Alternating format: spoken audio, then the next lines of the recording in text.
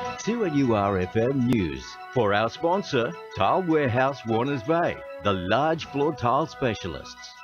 It's 1 o'clock. Good afternoon. I'm Jorja Cowan with 2NURFM Hunter News. The state opposition has introduced a bill to ensure conservation land adjoining the Fernley track is not sold off by the Baird government. The Liberal government attempted sale of both conservation and residential zones of road and freight services land last year, with the community first notified by Whitebridge High School having to move a makeshift car park off one of the lots. Labor duty MLC for Charlestown, Linda Volts, says residents haven't been pleased with the state's approach to their concerns. To put them in a situation where land that is there to protect what is one of the community's most important assets in that region, the Fernley track, everybody uses it, to try and sell that off without the community even knowing about it is really not what government's about. Government should be about working with communities and getting better outcomes. As Beresfield Pool reopens again tomorrow in time for the summer swimming season, a reminder to patrons, pool entry fees have not yet been endorsed. After an amendment from Ward 4 Councillor Jason Dunn, entry fees were dramatically slashed last month from $5 to $2.80. However, the decision remains on public exhibition before it will be officially adopted. And as the fight to save the pool from closure continues, its fate will depend on a review of the number of attendees over the summer. A doctor convicted for growing cannabis in the Hunter in 2005 is calling the trials for medical cannabis laughable, as enough proof exists for its effectiveness.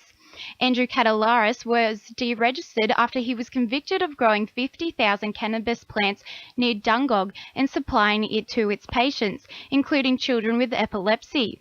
Instead of the trials, Mr. Catalaris has said a new category of medical hemp needs to be designed specifically for medical application and not recreational use. He says his stance is based on years of research he has been conducting on the advantages of cannabis for treating terminally ill patients. Right, it's nothing to do with belief. The therapeutic uses of cannabis are dramatic. They've been suppressed by pharmaceutical interests for years, and it's about time we broke out of that straitjacket and made cannabis available for the thousands and thousands of people that actually need it to better control their ills rather than synthetic pharmaceutical products. Newcastle cardiac technician Mark Sky is determined to make a good impression as an independent candidate in time for the imminent Charlestown by-election. The 28-year-old aims to head a campaign free of outside funding in the wake of recent revelations concerning the issue of developer donations. Mr. Sky was inspired to become an independent after learning of former federal independent MP Rob Oakeshot's career, and says he hopes the electorate will be interested in a candidate whom won't be swayed by outside influences. The Hunter Valley Boutique Wine Show has just held its 26th annual ceremony, featuring 350 Hunter Valley wines from 58 producers. The event is held in high regard as the region's foremost regional boutique wine show. Chairman of Judges for the Hunter Valley Boutique Wine Show, Keith Tulloch, says it's very focused on the Valley. The wonderful thing about the Valley, we make one of the most unique styles in the country. And to make sure we're going to judge them as perfectly as possible, we use only Hunter Valley wine judges. And the wine companies they are drawn from are the larger companies which are not able to exhibit. So there's no conflict of interest. But these guys know all about the history, all about the pedigree of the very best wines in the region.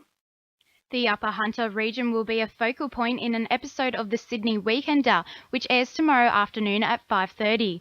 In conjunction with the New South Wales Government, the episode will promote great experience for the family on offer away from Sydney, featuring a range of great short breaks which can be had in the Hunter. The episode's coverage of the sorts of activities and scenic destinations the area has to offer is seen as important in continuing to drive increased visitation.